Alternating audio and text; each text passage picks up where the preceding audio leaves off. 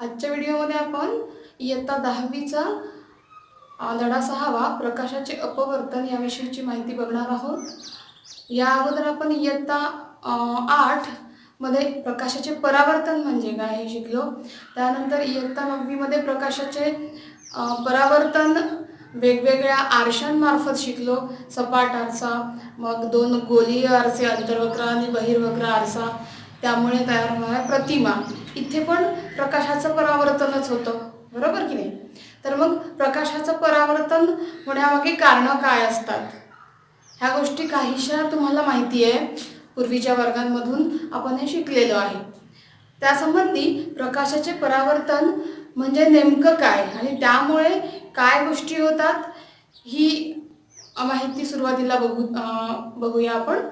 आता बघा, तुम्ही समजा वर्गखोलीत आहात किंवा तुम्ही तुमच्या घरच्या खोलीत किंवा कुठेही सभोवताली आपल्याला ज्या वस्तू आहेत, आपल्या सभोवताली जी जी वस्तू आहे तिथे आपल्याला दिसते. जर वर्गखोली असेल तर पंखा आहे, टेबल आहे, फळा आहे. तुमची खोली असेल तर तुमच्या वस्तू आहेत, अनेक आपल्या घरच्या वस्तू त्या आपल्याला दिसतात. एखादी वस्तू दिसते यामागे काय कारण असते? इथे पण प्रकाशाचं परावर्तन हेच कारण असतं. तर प्रकाशाचं परावर्तन म्हणजे सोपं जर सांगायचं झालं तर प्रकाश किरण एखाद्या वस्तूवर आदळणे आणि ते तिथून परत फिरणे, मागे फिरणे, याला आपण प्रकाशाचं परावर्तन म्हणतो. ते आरपार न जाता ते परत फिरतात, मागे वळतात. या गोष्टीला आपण प्रकाशाचं परावर्तन म्हणतो आणि ह्या गोष्टी आपण 8वीत शिकलेलो आहे. आता बघा, एखादी गोष्ट आपल्याला जेव्हा दिसते, आपल्या सभोवतालची प्रत्येक गोष्ट आपल्याला दिसते, यामागे कारण काय आहे? प्रकाश किरण त्या एका वस्तूवर पडले, बरोबर. या या एका समजा ही माझ्या हातातली वस्तू आहे किंवा माझ्या सभोवताली कोणतीही जी वस्तू आहे, प्रकाश किरण या वस्तूवर पडले, तिथून ते परावर्तित होऊन माझ्या डोळ्यात शिरले आणि म्हणून ही वस्तू मला दिसते, बरोबर. तर हे झालं प्रकाशाचं परावर्तन. प्रकाशाचे परावर्तन. तर प्रकाशाच्या परावर्तनाची सुरुवातीला माहिती आपल्याला आठवणे गरजेचं आहे. नंतरच प्रकाशाचे अपवर्तन म्हणजे काय हा नवीन मुद्दा आहे, हा नवीन भाग आहे, त्याच्याकडे आपण जाणार आहे. तर सगळ्यांना एक गोष्ट माहिती आहे, आपल्या धड्यांमध्ये लिहिलेलं आहे, आपल्या जुन्या लेसन्समध्ये लिहिलेलं आहे की प्रकाशाचं परावर्तन होण्यासाठी कोणत्या वस्तू पाहिजे किंवा कोणत्या वस्तूंवरून प्रकाशाचं परावर्तन होतं? तर अपारदर्शक वस्तूंवरून प्रकाशाचं परावर्तन होत असतं. अपारदर्शक, ठीक आहे. अपारदर्शक वस्तू ज्या आहेत, ज्याच्यातून प्रकाश आरपार पुढे जात नाही, प्रकाश किरण त्यातून आरपार पुढे शिरत नाहीत आणि पलीकडे जात नाहीत, अशा सगळ्या वस्तू म्हणजे अपारदर्शक वस्तू. जसं आपल्या वर्गखोलीतला फळा, भिंती, बरोबर की नाही, त्याच्या पलीकडे त्याच्यावर जर प्रकाश किरण पडले तर भिंतीच्या पलीकडे जाणार नाही. किंवा सोपं समजायचं तर अपारदर्शक म्हणजे जे पारदर्शक नाही. पारदर्शक म्हणजे ज्या वस्तूतून आरपार दिसतं, पलीकडचं आपल्याला दिसू शकतं. आपण अलीकडे आहोत तर पलीकडचं सगळं दिसतं, अशी वस्तू म्हणजे पारदर्शक वस्तू. अशी वस्तू म्हणजे पारदर्शक वस्तू. आरपार ज्या वस्तूमधून पलीकडचं दिसतं अशी वस्तू अपारदर्शक. पारदर्शक. त्याच्या विरुद्ध अपारदर्शक, पलीकडचं दिसत नाही अलीकडे जर आपण आहोत तर. त्याचप्रमाणे पलीकडचं का दिसत नाही? कारण प्रकाश किरण तिथून आरपार पुढे जात नाहीत, म्हणून ती वस्तू आपल्याला पलीकडे त्या वस्तूच्या काय आहे हे माहिती होत नाही. तर अपारदर्शक वस्तूमध्ये तुमच्या वर्गखोलीतला फळा, भिंत घ्या, अजून कोणत्याही स्थायी रूप वस्तू कन्सिडर करू शकता. भिंत आहे, लाकूड आहे, वगैरे वगैरे, ठीक आहे ना. आरसा आहे. आता आरसा आणि काच याच्यामध्ये फरक आहे. आता बघा, पारदर्शक वस्तूंमध्ये आपण काच हे उदाहरण घेतो, त्याच्यानंतर पाणी हे उदाहरण घेतो. तर काच ही पारदर्शक वस्तू आहे, बरोबर की नाही. पण आरसा काचेपासून जेव्हा बनवतात, समजा हा आरसा आहे तर त्याच्या मागच्या, आता हा नुसताच जर मी असा काढला असता, ज्याला आपण काच म्हणू, तर मग प्रकाश किरण आरपार पलीकडे गेले असते, बरोबर. आता मला काचेचा आरसा बनवताना काय करणे आवश्यक आहे? काचेच्या एका पृष्ठभागावर, काच पारदर्शक असल्यामुळे एका पारदर्शक भागावर किंवा त्या पारदर्शक भागावर मला काय करणे गरजेचं आहे? एकतर ॲल्युमिनियम किंवा चांदी, सिल्वर याचा लेप लावणे गरजेचं आहे, बरोबर की नाही. त्याचा पातळ थर देणं गरजेचं आहे आणि त्याच्यावरून कशाचा थर? चांदी, ॲल्युमिनियम याचा पातळ थर पहिले द्यायचा आणि त्यावर आणखीन आपण लीड ऑक्साईडचा, लेड ऑक्साईड मराठीत आपण लेड ऑक्साईड लिहितो, इंग्रजीत लीड ऑक्साईड आपण प्रोनाउन्स करतो. प्रत्येकाचं वेगवेगळं प्रोनाउन्सिएशन करण्याची पद्धत. लीड ऑक्साईडचा थर देतो, बरोबर. तर हा झाला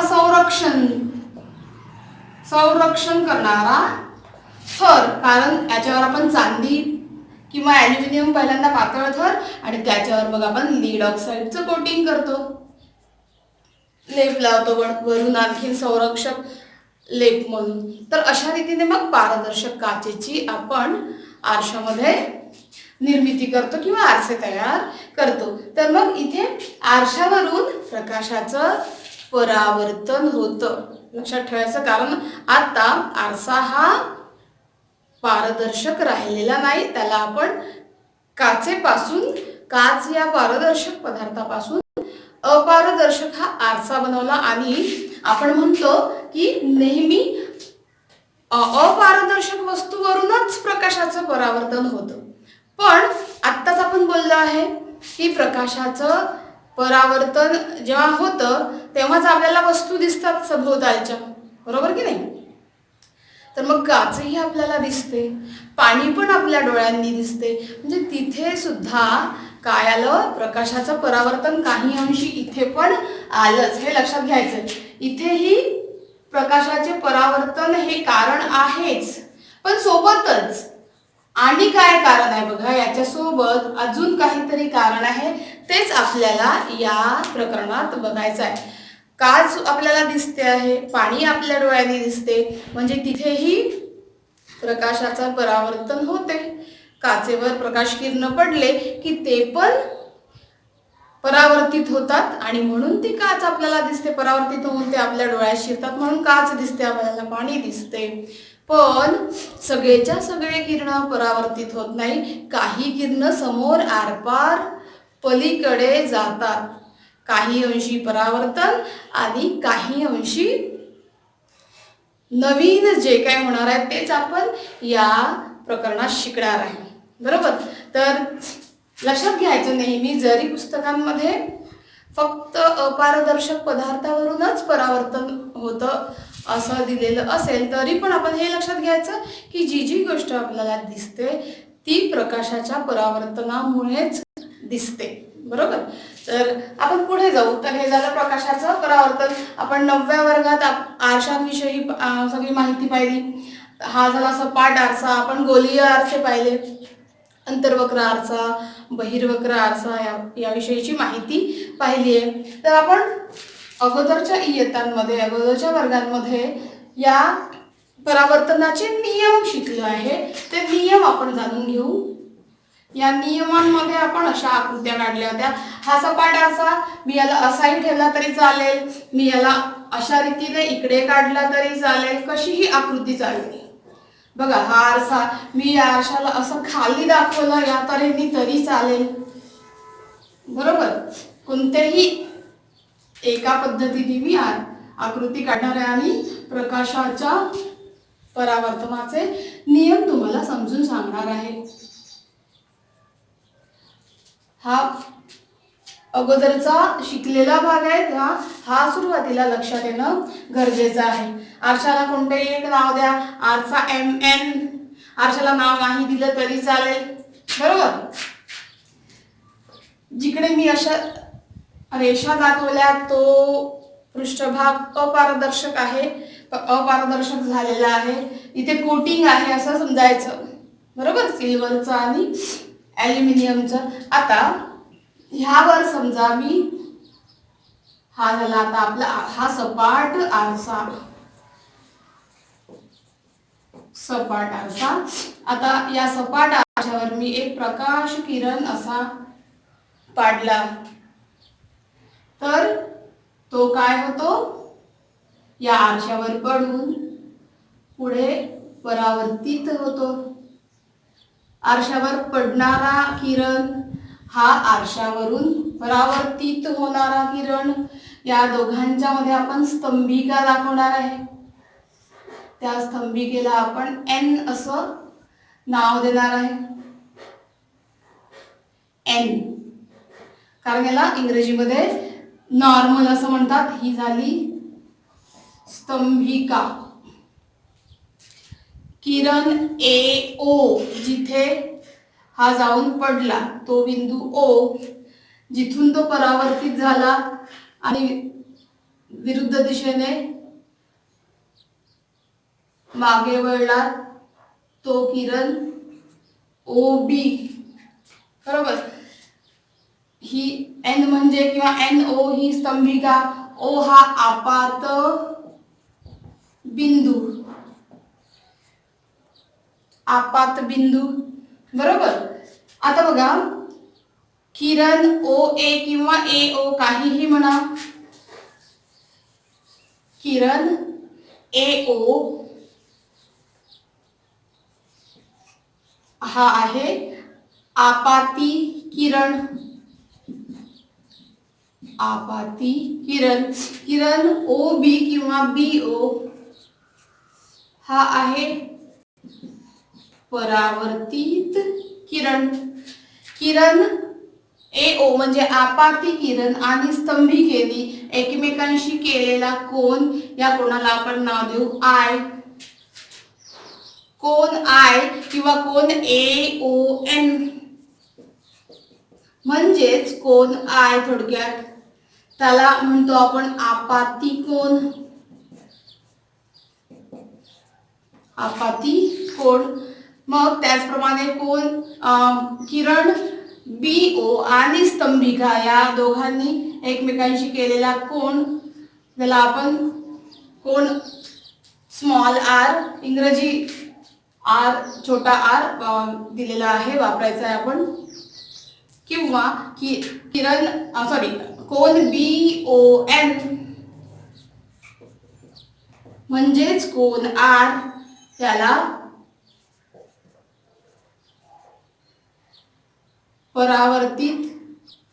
परावर्तक कोन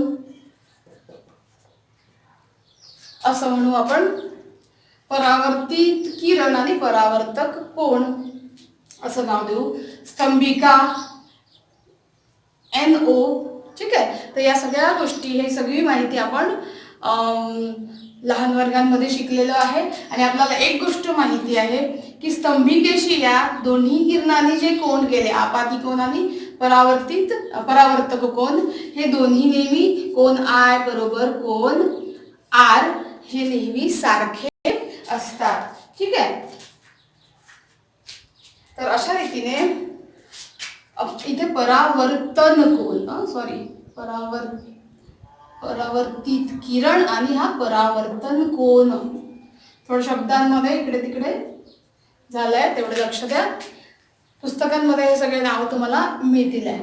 तर हे झाले पूर्ण प्रकाशाच्या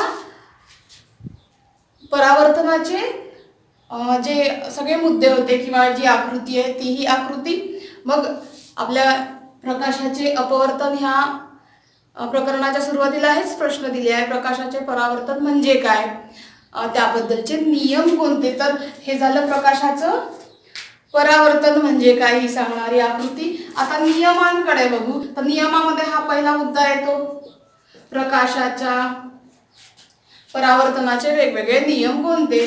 तर स्तंभिकेने आपाती किरणाशी केलेला कोन आणि स्तंभिकेने परावर्तित किरणाशी केलेला कोन नेहमी सारखा असतो, कोन आय बरोबर कोन आर. त्याचबरोबर स्तंभिका आपाती कोन परावर्तित आपाती किरण, परावर्तित किरण बघा काय काय, स्तंभिका, आपाती किरण, सगळं लिहिलेलं आहे वरती, आपाती किरण, परावर्तित किरण, हे नेहमी एकाच प्रतलात असतात, एकाच प्रतलात, खालीवर नाही, एकाच प्रतलात असतात. या सगळ्या गोष्टी आपण इयत्ता 8वी मध्ये शिकलेलो आहे. बघा, तर हे झालं प्रकाशाचं परावर्तन.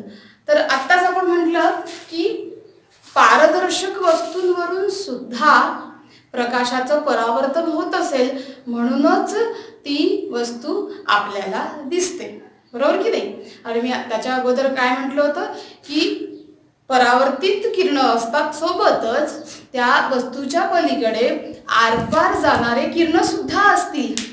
पूर्णतः परावर्तन होत नाही, कारण काच ही पारदर्शक वस्तू आहे. सगळे किरण त्या काचेवर पडलेले परावर्तित होत नाही, तर काही किरण आरपार पुढे काचेला छेदून जातात. याच गोष्टीला, याच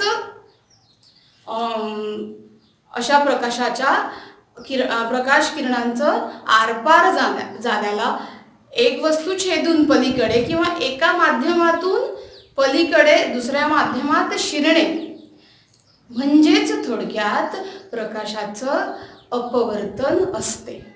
आता बघा, जेव्हा प्रकाश किरण काचेवर पडले तेव्हा प्रकाश किरण गेले कुठून? हवा या माध्यमातून. आपल्या आजूबाजूला काय आहे? हवा या माध्यमातून काच या माध्यमावर प्रकाश किरण पडले आणि ते पुढे गेले, आरपार गेले, म्हणजे पलीकडे गेले. तर पलीकडे माध्यम कोणता आहे? हवा हेच माध्यम आहे, बरोबर की नाही. हवा या माध्यमातून ते पलीकडे गेले तेव्हा पुढचं माध्यम सुद्धा हवा हेच होतं, बरोबर. पण मध्ये एक वेगळं माध्यम होतं आणि ते माध्यम बदललेलं आहे आणि ते होतं स्थायीरूप काहीतरी माध्यम, काहीतरी पारदर्शक असा पदार्थ होता.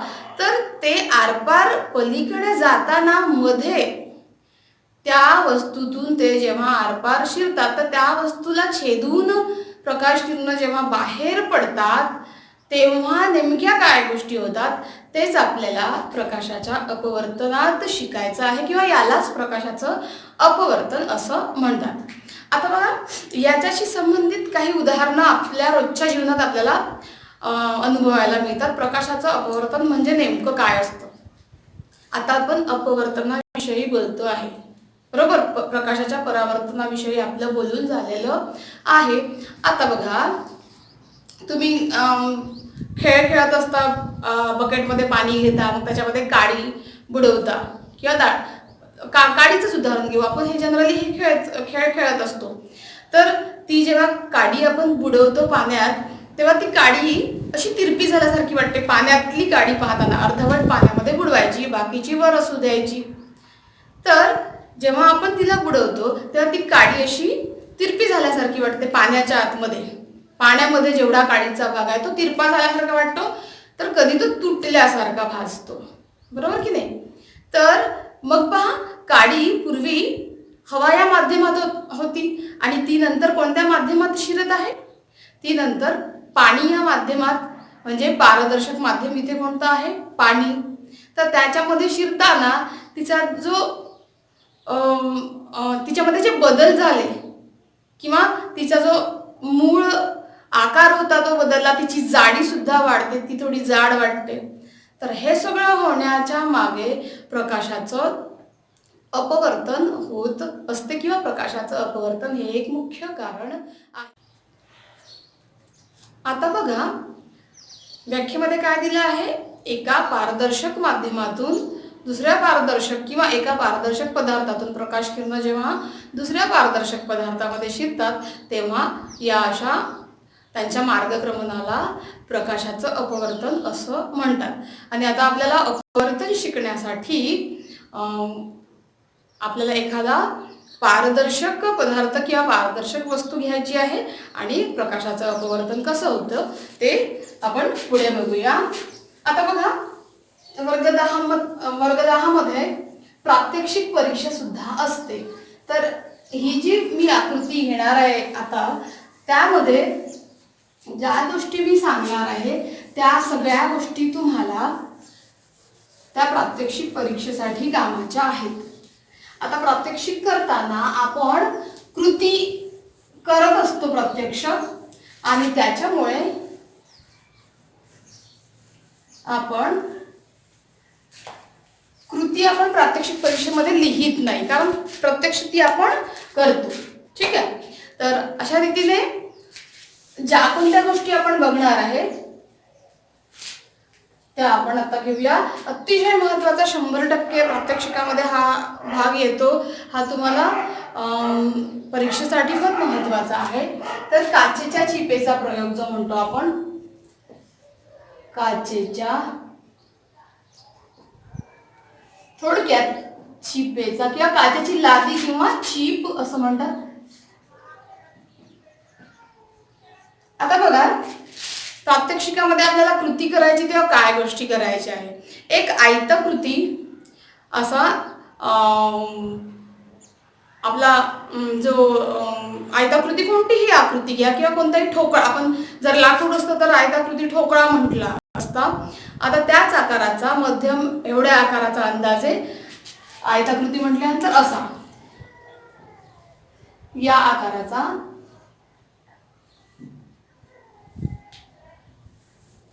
काचेची या आकाराची चीप घ्यायची. काचेची लादी म्हणू शकतो, बरोबर.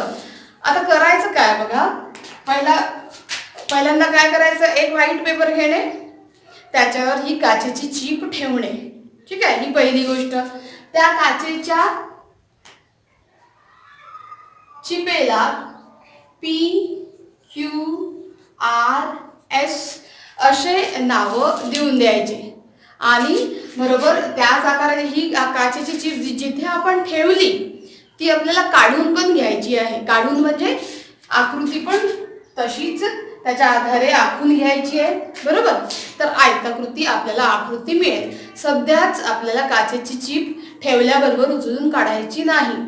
तर ही काचेची चीप आपण पांढऱ्या कागदावर ठेवलेली आहे. त्यानंतर या चारही बिंदूला PQRS असे नाव दिलेले आहे. ठीक आहे. आता बघा, ही जी PQ बाजू आहे त्या PQ बाजूवर आपण हे सगळं एका पांढऱ्या पेपरवर ही कृती करतो आहे. आपण काचेची चीप ठेवली. आता PQ या बाजूवर अंदाजे इथपर्यंत या पॉइंटला, बरोबर मधोमध नाही, इथून असा तिरपा किरण काढायचा. आता हा काचेच्या चिपेच्या PQ या बाजूवर आपण किरण काढून घ्यायचा आहे पेन्सिल आणि स्केलच्या आधारे. आपण काढतो आहे तो या दिशेवर पडला आहे किंवा काचेच्या चिपेच्या PQ या पृष्ठभागावर पडलेला आहे असं लक्षात घ्यायचं. जेव्हा तो पडणारा किरण आहे या PQ या बाजूवर, तेव्हा त्याला त्या दिशेचा बाण दाखवणे. नंतर काय करायचं, इथे बिंदू A अंदाजे आणि बिंदू B या रेषेवर 2 बिंदू घेऊन घ्यायचे. ठीक आहे, असे बिंदू घेऊन घ्यायचे आणि बिंदू A आणि बिंदू B ह्यावर आपण टाचण्या घ्यायच्या आहे आणि टाचण्या टोचून घ्यायच्या. आता या A बिंदूवर एक टाचणी आणि B बिंदूवर एक टाचणी. ठीक आहे. आता ही काचेची चीप आहे. तुम्ही जिथे PQ या बाजूच्या अलीकडून, समजा ही आहे काचेची चीप, तर मी या साईडनी या बाजूनी हे काम करताय, तर मी माझी ही PQ बाजू मी असा तिरपा किरण ह्याच्यावर काढला. इथे माझी A आणि B टाचणी या बाजूवर जो किरण दाखवला आहे तिथे मी A आणि B बिंदू घेतले आणि टाचण्या टोचून घेतल्या. आता मी या काचेच्या चिपेतून पलीकडे पाहणार. पलीकडे पाहिल्यावर या काचेच्या चिपेच्या पलीकडे मला या टाचण्यांच्या प्रतिमा दिसतील. ठीक आहे, या टाचण्यांच्या प्रतिमा मला इकडे दिसायला पाहिजे आणि त्या दिसतात. तेव्हा समजा मी इकडून पाहिल्यावर मला अंदाजे टाचण्यांच्या प्रतिमा मला इथे दिसत आहे. ते बिंदू मी असे नोट करून घ्यायचे आणि एका बिंदूला C, दुसऱ्या बिंदूला D असं नाव देऊन द्यायचं आणि स्केल पट्टीने हे दोनही बिंदू असे जोडून घ्यायचे. आता पहा, सुरुवातीला काय केलं होतं आपण, स्केलने पहिल्यांदा किरण आखून घेतला, रेषा आखून घेतली, इथे काय करायचं आहे, आपल्याला जिथे कुठे या दोन्ही टाचण्यांच्या प्रतिमा दिसतात, ठीक आहे, तिथे मला 2 बिंदू अंदाजे बरोबर घेऊन घ्यायचे आहे. आपण हा प्रयोग करताना पलीकडच्या बाजूने जाऊन टाचण्या टोचणार नाही. आपल्याला जसं दिसत आहे तसा हात आपण पलीकडे नेऊन ह्या सगळ्या गोष्टी आपण करू शकतो. काचेची चीप छोटीशीच असते. तर एका रेषेमध्ये बरोबर बिंदू घ्यायचे आहे आणि जिथे कुठे आपल्याला या प्रतिमा भेटल्या, टाचणी ए ची आणि बी ची प्रतिमा, ठीक आहे ना, तिथे आपण त्या 2 बिंदूंना जोडणारी रेषा आपण इथून एसआर या बाजूवर काढून घ्यायची. अंदाजे अशी सरळ आली पाहिजे. तर मी हाताने काढते, थोडंफार इकडे तिकडे होईल, ठीक आहे. आता पहा, ही जी रेषा आहे ती त्याला मी असा बाण देऊन देते, कारण हा जो प्रकाश किरण आहे हा बाहेर येणारा असणार आहे काचेच्या लादीतून. आता हे प्रात्यक्षिक आहे, मग आपल्याला ही लादी किंवा काचेची चीप बाजूला करून घेणे आहे, ठीक आहे. आता ह्या गोष्टी झाल्यानंतर मला काय करायचं आहे, ही काचेची चीप बाजूला काढून घ्यायची आहे. कारण आपण प्रात्यक्षिक बघतोय, ही काचेची चीप बाजूला काढून घ्यायची. आपण पी क्यू आर एस असे बिंदू घेऊन घेतले. आपण आता असा आयत काढायचा आहे. आधी आपण काय गोष्टी केल्या, प्राथमिक गोष्टी, हे 2 बिंदू घेऊन घेतले आणि नंतर 2 बिंदू घेऊन घेतले. इथपर्यंत आपलं प्रात्यक्षिकच्या प्रायमरी गोष्टी झालेल्या आहेत. हे झालं प्रात्यक्षिक. आता या ठिकाणी काय माध्यम आहे, प्रकाश किरण हवा या माध्यमातून कोणत्या माध्यमात शिरले, काच या माध्यमात शिरले. आता बघा, आपण प्रकाशाचं अपवर्तन शिकतो आहे या मार्फत, या काचेच्या चिपेच्या प्रयोगाच्या मार्फत. आणि तीच आकृती आता काचेची चीप नाही आहे, काढून घेतली. तर काय गोष्टी काचेची चीप असताना काय गोष्टी आतमध्ये होतात ते आता आपल्याला जाणून घ्यायचं आहे. तर ते जाणून घेताना आपण आतमध्ये ज्या गोष्टी घडतात त्यासाठी आपल्याला काचेची चीप बाजूला ठेवून त्याच्यामध्ये काचेच्या चिपेमध्ये काय गोष्टी होतात, प्रकाश किरण कसे परावर्तित होतात, अपवर्तित होतात, कोणत्या दिशेने झुकतात, ह्या सगळ्या गोष्टी त्यांचा मार्ग कसा असतो हे जाणून घ्यायचं आहे. पहिलं माध्यम हवा, दुसरं माध्यम काच, तिसरं माध्यम आणखीन हवा, बरोबर. आता बघा, इथे हा जो किरण ए बी किंवा जिथे हा किरण आपण पाडला किंवा जिथे ही रेषा आपण आखली त्या बिंदूला आपण एन असं नाव देऊ. आणि एन हा आपात बिंदू आहे जो आपण पी क्यू या बाजूवर पाडला. आता बघा, या एन बिंदूला आपण आपात बिंदू म्हणतो. तिथे त्याच बिंदूवर अशी स्तंभिका काढून घेऊ. ही आहे स्तंभिका. आता बघा, जेव्हा हवा या माध्यमातून काच या माध्यमात प्रकाश किरण शिरतो तेव्हा त्याचं अपवर्तन होताना, आता इथे परावर्तन हा शब्द वापरायचा नाही, आपण काच घेतली आहे, पारदर्शक पदार्थ घेतला आहे, तर आपण अपवर्तन शिकतो आहे, ठीक आहे. तर अपवर्तन होताना या किरणाचं, कोणता किरण, किरण ए एन असं म्हणू, कोणी किरण ए बी म्हणतात. प्रयोगासाठी आपले ए बी हे बिंदू आहे. आपण इथे किरण ए बी म्हटलं, थेरी लिहिताना किरण ए बी म्हटलं चालेल, किरण ए एन म्हटलं तरीही चालेल, ठीक आहे. तर हा आहे आपाती किरण, बरोबर. एन किरण ए एन हा आपाती किरण. एक एक गोष्ट इथे लिहित जाऊया. आपाती किरण, ठीक आहे. एन हा आपात बिंदू. आता पहा, या किरणाचं अपवर्तन होताना तो स्तंभिकेच्या बाजूने झुकतो, त्या स्तंभिकेच्या जवळ अशा तऱ्हेने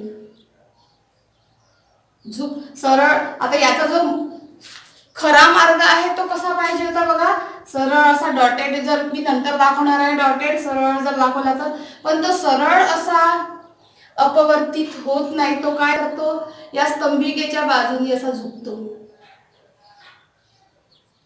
स्तंभिकेच्या बाजूने झुकताना दाखवायचा. ठीक आहे. आता पहा, या स्तंभिकेशी या आपाती किरणाने केलेला कोन म्हणजे कोन आय. त्यानंतर कोन आर हा अपवर्तित किरण, याला आपण लहान आर असं नाव देऊ, इंग्रजी लेटर्स वापरायचे. कोन आर हा अपवर्तित किरण, कोन आय आपाती किरण आणि कोन आर हा अपवर्तित किरण. अपवर्तित किरण. आता बघा, पहिलं माध्यम हवा, दुसरं माध्यम काच, तिसरं माध्यम आणखीन हवा. आता पहा, या काच या माध्यमातून तो प्रकाश किरण बाहेर येणार आहे, तर दोनदा इथे अपवर्तन दाखवायचं आहे. पहिलं अपवर्तन इथे झालं तर हे आहे पहिले अपवर्तन किंवा पहिल्या वेळेचे अपवर्तन, पहिले अपवर्तन. आता हा किरण जेव्हा काचेच्या चिपेच्या SR या बाजूवर आपण पडताना दाखवला, तेव्हा अजून एक स्तंभिका दाखवायची, आपल्याला दुसरं अपवर्तन दाखवायचं आहे, स्तंभिका. आता बघा, काच या माध्यमातून तो हवा या माध्यमात जेव्हा बाहेर येतो, तेव्हा हे झालं होतं आपलं तात्पुरतं, आपण प्रयोग करून पाहत होतो तेव्हाच्या गोष्टी आहेत या. ऍक्च्युअली खऱ्याखुऱ्या होणाऱ्या गोष्टी बघा, जेव्हा तो या माध्यमातून म्हणजे काच या माध्यमातून हवा या माध्यमात येतो, तेव्हा तो इथे काय झालं होतं, पहिल्या अपवर्तनामध्ये तो स्तंभिकेच्या जवळ गेला आणि जवळ झुकला होता. आता तो स्तंभिकेपासून लांब असा दूर सारला जातो किंवा दूर दिसतो, विस्थापित झालेला दिसतो. अशा रीतीने जवळ न येता किंवा स्तंभिकेकडे न झुकता तो विस्थापित झालेला आणि त्याचा मार्ग असा दाखवायचा. अंदाजे आपण इथेच CD हे बिंदू दाखवले होते बघा. आता याच्या अगोदर आपण जे प्रात्यक्षिकाची माहिती पाहिली होती, तर आपण CD हे जे टाचण्यांच्या प्रतिमा ज्या घेतल्या होत्या अंदाजे, त्या इथेच होत्या अंदाजे. तर हा जो कोन आहे हे दुसरं अपवर्तन आहे, हा आहे कोन I1 आणि अपवर्तित कोन आहे E. याला निर्गत कोन किंवा दुसरा अपवर्तित कोन असं म्हणतात. आता बघा, कोन I1 हा सुद्धा आपाती किरण आहे, आपाती किरण पण दुसऱ्या अपवर्तनाच्या वेळेचा. हे पहिलं अपवर्तन, हे जर बघितलं तर हे पहिलं आणि हे आहे दुसरं अपवर्तन, म्हणून इथे लिहिते दुसरे अपवर्तन. ठीक आहे. तर कोन I1 हा आपाती कोन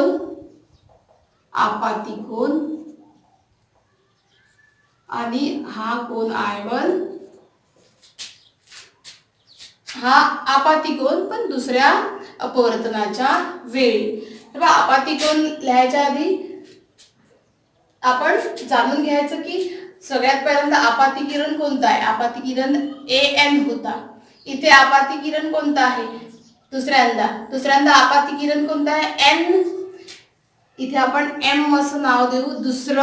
दुसरा आपाती बिंदू, दुसरा आपात बिंदू हा M.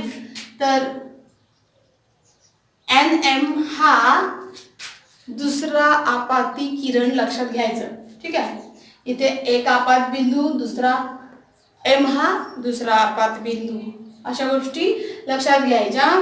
आणि अशा तऱ्हेने काचेच्या चिपेचा प्रयोग अतिशय महत्त्वाचा आहे. यामुळे आपण अपवर्तन म्हणजे काय हे सुद्धा शिकतो आणि प्रात्यक्षिक परीक्षेत सुद्धा ह्या सगळ्या गोष्टी काढायच्या आहे, नावं द्यायचे आहे आणि सगळं जे आहे. आता या काचेच्या काचेच्या चिपेच्या प्रयोगामध्ये आपल्याला साध्य काय करायचं आहे किंवा आपल्याला याच्यात जे प्रात्यक्षिक म्हणतो तर काय गोष्टी दाखवायच्या आहेत, तर इथे जो कोन आय असतो, जो कोन आय आहे तो कोन I1 एवढा असतो. कोन आय आणि कोन I1 हे दोघे सारखे असले पाहिजे. तर आपण जेव्हा काचेच्या चिपेचा प्रयोग करतो की नाही, तेव्हा आपण जे अंदाजे AB बिंदूच्या प्रतिमा CD बिंदू जे घेतले, तर आपले हे सगळं जे अंदाज घेतो तेव्हा आणि मग काचेची चिप आपण काढून टाकतो आणि मग ही आकृती तयार करतो, तेव्हा आपण हे कोन जेव्हा मोजून पाहतो तेव्हा कोन आय आणि कोन I1 हे दोन सारखे असले पाहिजे. त्याचप्रमाणे कोन आर आणि कोन ई हे सुद्धा सारखे असले पाहिजे. तर तुमचा काचेच्या चिपेचा प्रयोग अगदी तंतोतंत किंवा न चुकता व्यवस्थित झालेला आहे असं आपण समजू शकतो. किंवा ह्या मेजरमेंट घ्यायच्या आणि नंतरच काय करायचं, आपला प्रयोग परिपूर्ण 100% करेक्ट झाला. हे जर दोन कोन मोजल्यानंतर सारखे येत असतील तर आपण समजून जायचं की आपला प्रयोग व्यवस्थित झालेला आहे, आपलं काढणं आकृतीचं जे रेखाटन आहे ते बरोबर झालेलं आहे. तर आता बघा एक छोटीशी गोष्ट, किरण ए एन किंवा ए बी आपण जर म्हटलं, हा आपाती किरण आहे.